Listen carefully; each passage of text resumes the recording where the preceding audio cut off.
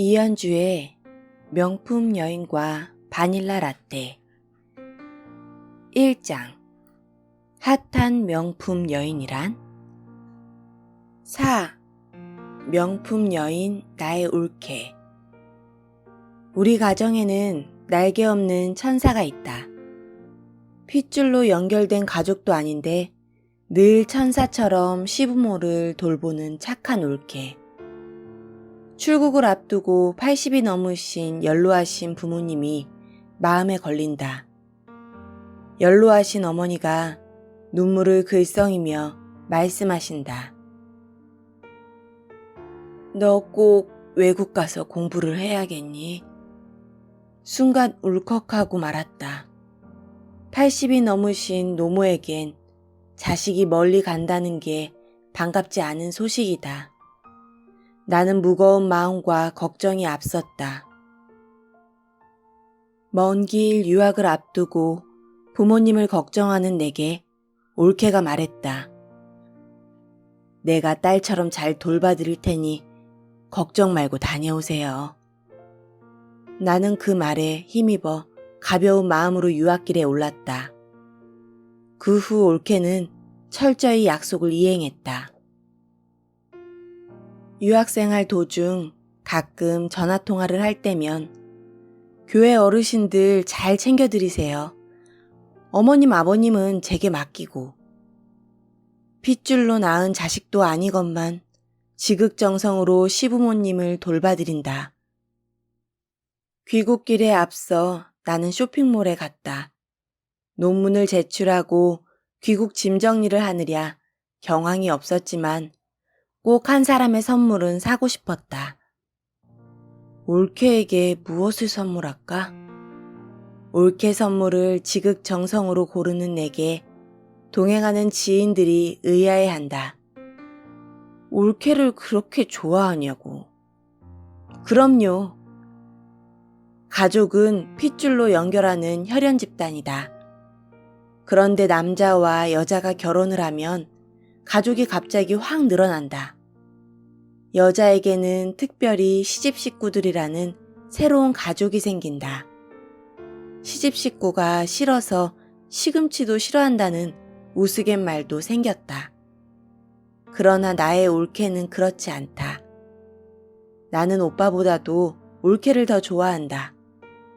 올케에게 더 많이 문자하고 더 많이 마음을 털어놓는다. 부모님도 나는 아들보다 며느리가 더 좋다고 노골적으로 표현하신다. 올케는 우리 가정에 나타난 날개 없는 천사다. 핏줄을 나누지 않아도 우리는 사랑할 수 있다. 친구나 여인이 그렇지 않은가? 핏줄을 나눈 부모 형제가 본능적으로 사랑한다면 그렇지 않은 사랑은 더 숭고한 사랑이다. 유학생활 말년이라 재정이 넉넉하지 못해 결국은 소소한 손가방 한 개를 구입했다.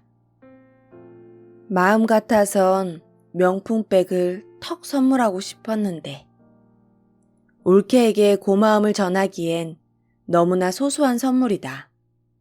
그 작은 선물을 들고 올케를 만나러 달려가는 자동차 안에서 나는 마냥 설레었다.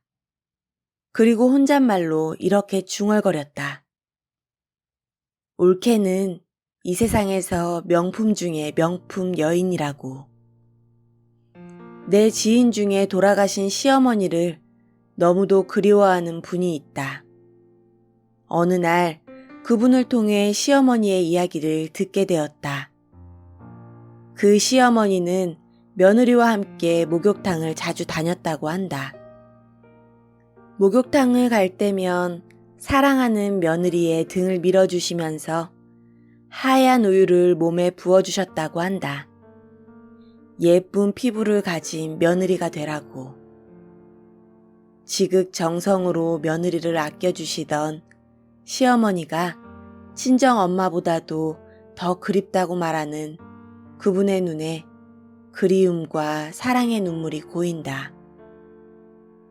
혈연으로 맺어진 사랑도 아름답지만 혈연으로 맺어지지 않은 사랑은 더욱더 숭고한 사랑이다. 여성의 적은 여성이라는 말이 있다. 하지만 여성의 적은 여성이 아니다. 여성이기 때문에 여성의 편에서 더 여성을 위해줄 수 있다. 서로 사랑하는 시어머니와 며느리 이야기, 서로 위해주는 올케와 시누이 이야기는 우리를 훈훈하게 한다. 관계란 처음부터 정해지는 것이 아니다. 만남에서부터 관계가 시작된다. 그러므로 관계는 만들어 나가는 것이다. 시누와 올케의 사이, 시어머니와 며느리 사이가 처음부터 나빴던 것은 아닐 것이다. 만남으로 시작해서 두 관계가 형성되어진다. 부부의 관계가 두 사람의 노력으로 시작되듯 시댁 식구들과의 관계도 노력으로 아름답게 형성될 수 있다. 관계라는 것은 함께 가꾸는 정원이다. 물을 주지 않고 잡초도 뽑아주지 않으면 황폐해지는 것이 정원이다. 박남준 시인은 이렇게 말하고 있다. 풀꽃 한 포기를 위해 몸에 한편 내어준 적이 있었는가? 피워본 적이 있었는가? 아름다운 관계. 박남준. 바위 위에 소나무가 저렇게 싱싱하다니. 사람들은 모르지. 처음엔 이끼들도 살 수 없었어. 아무것도 키울 수 없던 불모의 바위였지. 작은 풀씨들이 날아와 싹을 틔웠지만 이내 말라버리고 말았어. 돌도 늙어야 품 안이 너른 법. 오랜 날이 흘러서야 알게 되었지. 그래, 아름다운 일이란 때로 늙어갈 수 있기 때문이야. 흐르고 흘렀던가 바람에 솔씨 하나 날아와 안겼지. 이끼들과 마른 풀들의 틈으로 그 작은 것이 뿌리를 내리다니. 비가 오면 바위는 조금이라도 더 빗물을 받으려 굳은 몸을 안타깝게 이리저리 틀었지. 사랑이었지. 가득 찬 마음으로 일어나는 사랑.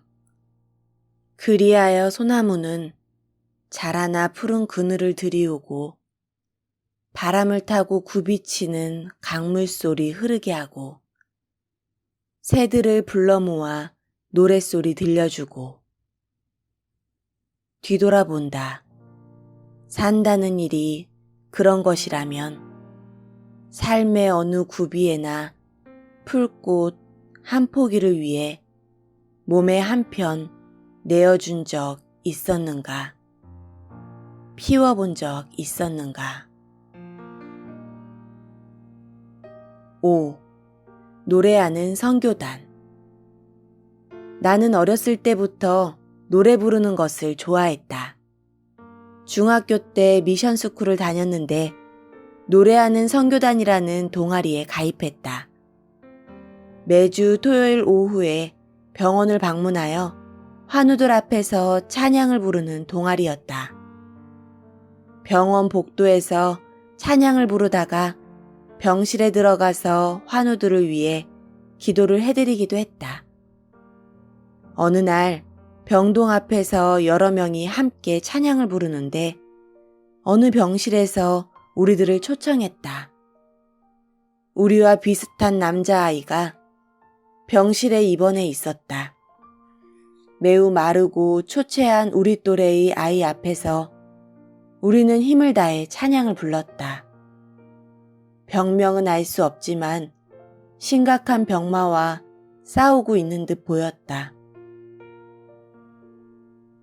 우리는 다 함께 찬양을 불렀고 기도를 한 후 다음 주 토요일 만남을 약속하며 병실을 나섰다. 그런데 그 다음 주에 그 병실을 찾아갔을 때 그 병실은 비어 있었다. 그리고 소년도 보이지 않았다.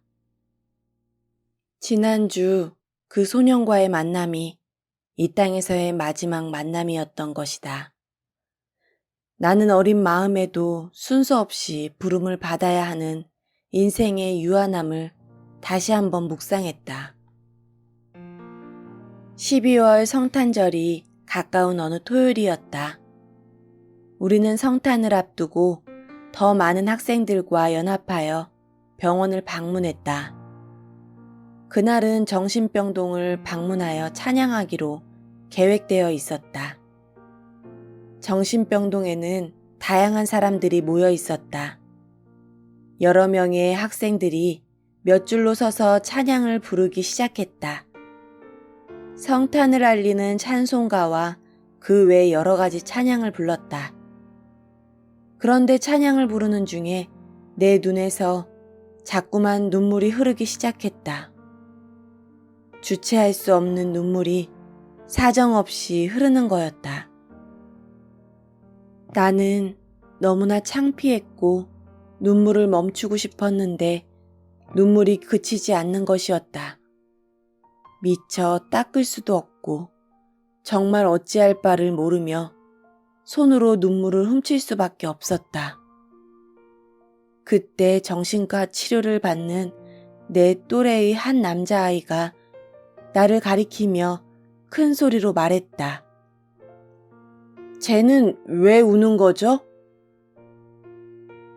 나는 너무나도 민망했던 마음과 동시에 눈물이 그치지 않아서 난감했던 그날의 기억이 지금도 생생하다. 하나님께서 주신 맑은 정신으로 살아간다는 것이 얼마나 놀라운 축복인가. 그날 내가 흘린 눈물은 슬퍼서 흘린 눈물은 아니었다. 지금 생각해보니 내 안에 계신 성령께서 흘리신 눈물인 것 같다. 그 후 오랜 세월이 흘렀고 나는 이제 하나님 사랑을 노래하는 목사가 되었다. 하나님의 사랑을 전하는 목사가 된 것이다. 하나님께서는 내게 아픈 사람들을 위로하는 특별한 은사를 주셨다. 교회 사역을 하면서 나도 모르게 병원, 요양원 등을 지극정성으로 신방하고 있는 나 자신을 발견한다. 내 속에 그렇게 선한 것이 없는데 이것이야말로 성령께서 주시는 마음인 것 같다. 성령께서 연약하고 병든 심령을 신방하기 원하신다. 부족한 나를 사용하여 주시는 것이 은혜이다. 첫 아이를 출산하고 한참 재롱을 부릴 나이가 되니 둘째 아이를 갖고 싶다는 소망이 생겼다. 생명의 주권자는 하나님이시니 나는 둘째 아이를 허락해달라고 하나님께 40일 작정 새벽 기도를 시작했다. 새벽 기도를 하던 중이었는데 어느 날 무릎을 꿇고 기도를 하면 다리에 통증이 느껴졌다. 다리 곳곳이 혈관을 따라서 불룩하게 부어 있었고 점점 더 많이 부어오르는 것이었다. 동네 병원에 가서 진료를 했는데 의사는 소견서를 써주면서 큰 병원으로 가야 한다고 말했다. 큰 병원에 가서 예약을 하고 진료를 받게 되었는데 그곳에서 청천벽력과 같은 소리를 들었다. 그때 내 다리에 울퉁불퉁하게 혈관으로부터 튀어나온 증상이 있었는데 그 병명이 혈관염이라는 것이었다. 혈관을 따라서 생겨나는 이상현상인데 그것이 심해져서 눈까지 올라오면 자칫 실명이 될 수도 있는 무서운 병이라는 것이다. 그리고 그 병은 현재 완치되지 않는 무서운 질병이라는 것을 의사가 통고해 주었다. 그런데 그때 이미 내 몸속에는 생명이 잉태해 있었다. 기도한 대로 응답을 주셔서 태중의 둘째 아이의 생명이 있었다.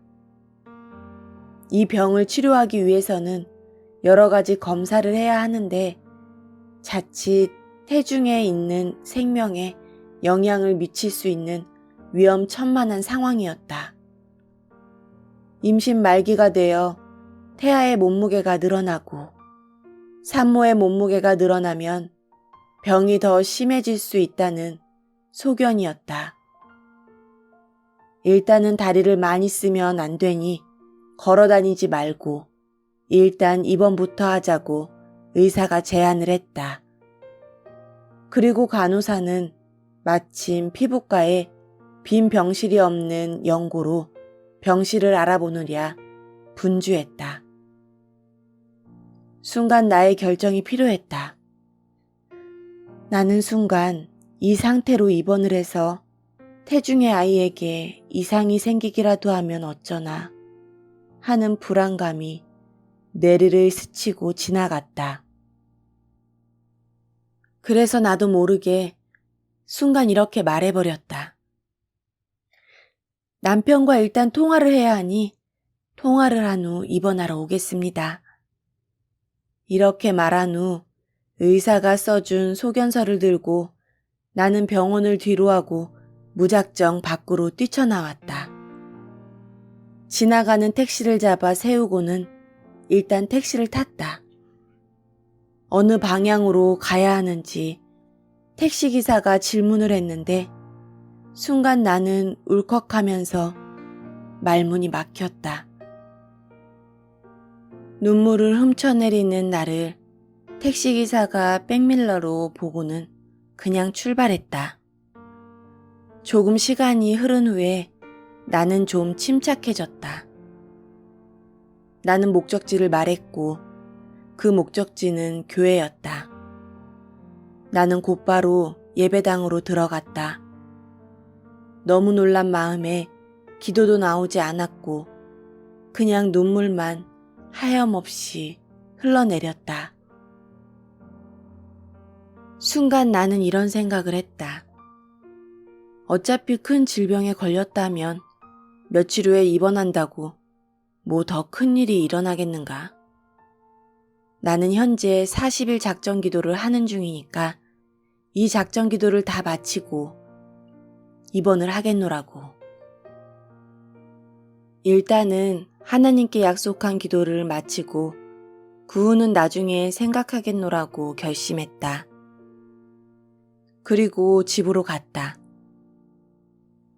마지막 40일까지 작전 기도를 하는데 열심을 다했다. 그리고 마지막 5일은 전일 금식 기도를 작정했었다. 금식을 하는데 창자까지 뒤틀리는 듯 했다.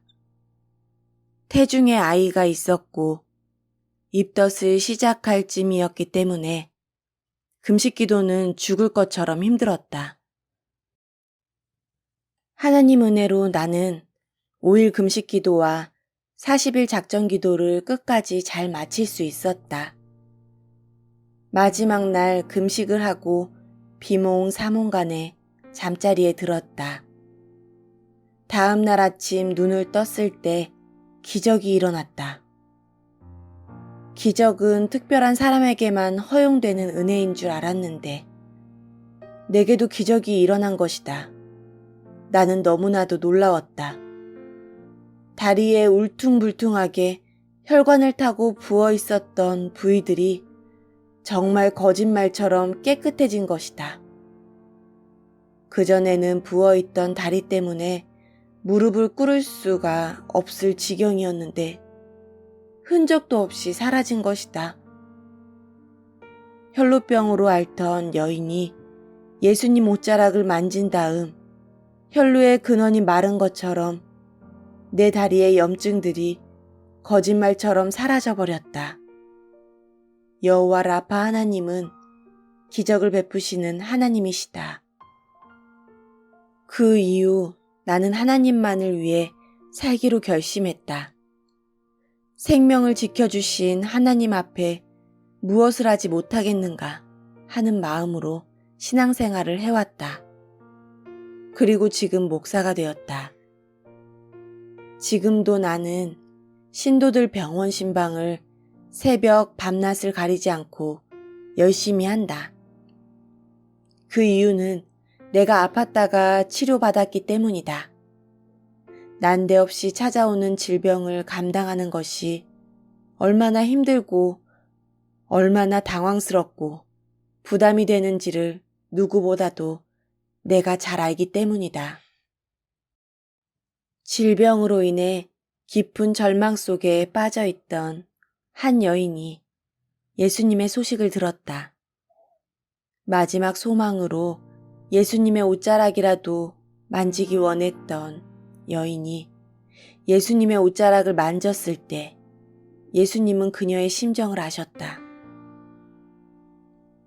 그리고 아픔의 근원이 치료되는 놀라운 은혜를 입었다. 우리의 연약함을 아시고 감싸주시는 예수님은 절망에서 우리를 끌어올리신다. 질병에서 자유케 하시는 전능하신 하나님이시다. 2장 52세의 웬 유학 1. Why not? 바야흐로 한국은 매서운 날씨에 겨울에 접어들었고 나는 빨리 논문 지도교수를 정해야 하는데 쉽지가 않다. 한국에서 홀로 지내는 남편을 생각하며 빨리 논문을 마치고 돌아가야겠다는 조급한 마음으로 학교 홈페이지를 뒤지기 시작했다. 마침 졸업 논문이 저장되어 있는 사이트를 발견했다. 나는 숨가쁘게 읽기 시작했고 반복되는 한 분의 지도교수의 이름을 발견했다. 피터임, 피터임, 피터임. 그분의 이메일 주소를 찾아내어 이메일을 보냈는데 바로 답장이 왔다. 오전 11시에 약속이 잡혀 단숨에 차를 몰고 학교가 소재해 있는 파사데나로 달려갔다. 더운 날씨가 아니었는데도 진땀이 났다. 교수님은 먼저 나 자신에 대한 소개를 직접 해보라고 하였다. 내 소개를 들은 교수님은 내게 논문에 대해 몇 가지 질문을 하였고 긴 시간 논문과 관련된 대화는 계속되었다. 교수님은 대화 말미에 논문을 언제까지 완성하기 원하느냐 라는 질문을 하였다. 2월 말까지요 라고 대답하는 내 목소리는 잔뜩 움츠려 있었다. 왜냐하면 2월 말까지 논문을 쓰는 것은 불가능하다는 말을 이분을 만나기 직전 다른 교수님을 통해 들었기 때문이다. 나는 2번 실망하고 싶지 않았다. 그런데 교수님으로부터 의외의 대답이 나왔다. Why not? 나는 지금도 이 말을 좋아한다. Why not? 시간과 에너지를 집중한다면 할 수 있습니다. 끝없이 격려해주는 교수님 덕분에 나는 논문을 써갈 수 있었다. 30여 년 교수직을 통해 논문을 지도해온 베테랑 교수님의 지론은 이러했다. 어차피 학생이 쓰는 논문은 그 학생의 수준을 넘어설 수 없습니다. 그러므로 일단은 학생이 가지고 있는 모든 것을 끄집어내는 것이 교수의 역할이죠. 그런데 경험이 부족한 교수는 초반부터 지적질을 해서 학생들의 길을 꺾어놓기도 합니다. 이러한 격려의 달인 교수님 덕분에 나는 논문을 쉴 새 없이 써갈 수 있었다. 나이가 들어도 사람에게는 역시 격려가 최고의 수단인 것 같다. 논문을 쓰는데 반드시 긴 시간이 필요한 것은 아니다. 무엇보다 중요한 것은 집중력이다. 나는 교회 사역을 정리한 상태였기 때문에 아침에 일어나서 간단한 운동을 한 후 논문을 쓰기 시작했다. 밥 먹는 시간과 잠자는 시간 외에는 거의 논문을 써 내려갔다. 될 수 있으면 지인들과의 만남도 절제했다. 지인들과 대화를 하다가 돌아와서 다시 글을 쓰려면 마음이 흐트러져서 다시 중심을 잡는 데 시간이 필요했기 때문이다. 어느 날은 너무 힘들고 지쳐서 침대에 그냥 누워버린 날도 있었다. 그렇게 논문을 쓰면 쓸수록 가속도가 붙기 시작했다. 논문을 다 쓴 후 시간을 계산해 보았다. 하루에 3시간씩 꼬박 1년간 논문을 쓴다면 전체 시간은 1095시간이다. 그런데 하루에 15시간씩 3개월간 논문을 쓴다면 전체 시간은 1350시간이다. 집중력과 효율 면에서는 1년보다는 3개월의 논문을 완성하는 것이 훨씬 더 유익하다. 그래서 논문을 쓰거나 책을 쓰기 원하는 사람에게 나는 권면한다. 가능하면 짧은 시간에 집중의 힘을 이용해서 글을 쓰는 것이 유익하다고. 특히 심도 있는 작업일수록 시간과 에너지를 집중하는 것이 좋다. 성경을 읽을 때에도 너무 오랜 시간을 거쳐서 읽는 것보다 빨리 읽을수록 좋다. 왜냐하면 너무 긴 시간 동안 성경을 읽을 경우에는 앞뒤 문맥의 연결이 어렵고 역사를 한눈에 꿰뚫기가 어려울 수 있기 때문이다. 만남은 하나님의 섭리 안에서 이루어지는 귀한 축복이다.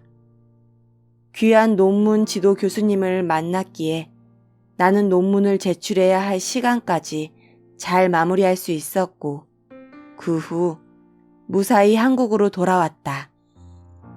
그때 임 교수를 만나지 못했더라면 나는 아직도 가족과 떨어진 채 논문을 쓰고 있을지도 모르겠다. 임 교수님을 만난 후 내겐 한 가지 기도 제목이 추가되었다. 임 교수님처럼 사람을 격려하는 사람이 되고 싶다는 것.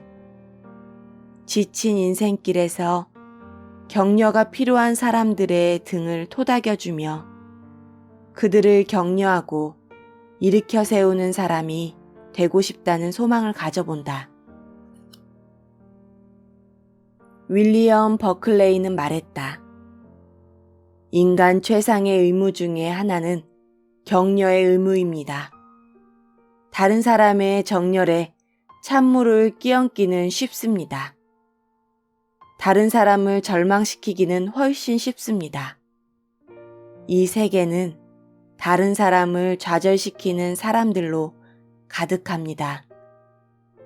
그러나 우리는 서로 격려해야 할 그리스도인으로서의 의무를 가지고 있습니다. 어머니의 격려를 통해 이탈리아의 전설적인 테너 가수가 된 엘리코 카루소의 일화를 소개하고 싶다.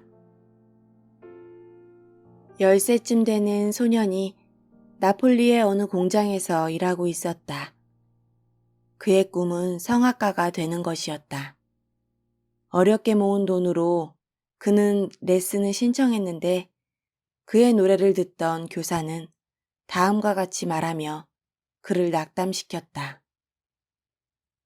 내 노래는 적당하지 않아. 마치 덧문이 바람에 흔들리는 것 같은 목소리야. 그러나 가난한 농부의 아내였던 그의 어머니는 그를 끌어안고 온화하고 애정어린 말로 격려했다. 너는 꼭 훌륭한 성악가가 될 거야. 엄마는 확실히 알 수 있어. 그 증거로 내 노래는 점점 좋아지고 있잖니. 그녀는 얼굴이 새까맣게 탈 정도로 열심히 일을 해서 아들에게 음악 공부를 시켜주었다. 그 어머니의 칭찬과 격려가 소년의 생애를 변화시켰다. 그리고 그는 전설적인 테너 가수가 되었다. 신경직 칭찬 한마디가 아이의 인생을 바꾼다 해서. 칭찬과 격려는 다르다. 칭찬이 이미 벌어진 결과에 대한 평가라고 한다면 격려는 앞으로 잘할 것이라는 미래지향적 예측이다. 현재의 잘잘못과 관계없이 격려는 소망을 품게 하고 자신감을 불어넣는다. 격려는 넘어진 무릎을 일으켜 세운다. 오늘도 학교 수업을 마치고 예배당에 기도하러 들른 고2인 지훈이의 어깨가 축 처져 있다. 나는 그의 등을 두드리며 이렇게 말했다. 지훈아, 목사님도 너무 힘들어서 아침에 눈을 뜨기 싫을 때가 있단다. 정말이요? 지훈이의 눈이 반짝반짝 빛난다. 그리고 이어서 말한다. 목사님은 언제나 활짝 웃으셔서 늘 좋은 일만 있으신 줄 알았어요. 지훈아, 어떻게 사람에게 좋은 일만 있겠니? 어떤 상황에서도 기쁨을 선택할 뿐이지. 날마다 햇빛만 내리쬐면 사막이 된다는구나. 때로는 태풍이 몰아치고 해일이 일어날 때 오히려 작은 미생물들은 숨을 쉴 수 있다고 해. 요즘 어려운 수학 숙제로 인해 스트레스를 제대로 받고 있는 지훈이에게 오늘 내가 툭 던진 이 말이 격려가 되었나 보다. 예배당으로 올라가는 지훈이의 발걸음이 가벼워 보인다. 지훈이의 뒷모습을 바라보며 나는 행복하다. 아프고 지친 성도들의 어깨를 감싸 안을 수 있어 나는 행복한 목사이다. 나는 언제나 그들을 격려하기 원하나 오히려 그들이 내게 격려가 되고 있음을 오늘도 깨닫는다. 오늘따라 나를 늘 격려해 주시던 교수님의 목소리가 귓전에 들리는 듯하다. Why not? 이연주의 명품 여인과 바닐라 라떼.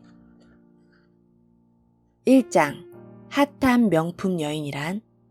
2장 52세의 몬 유학? 1. Why not?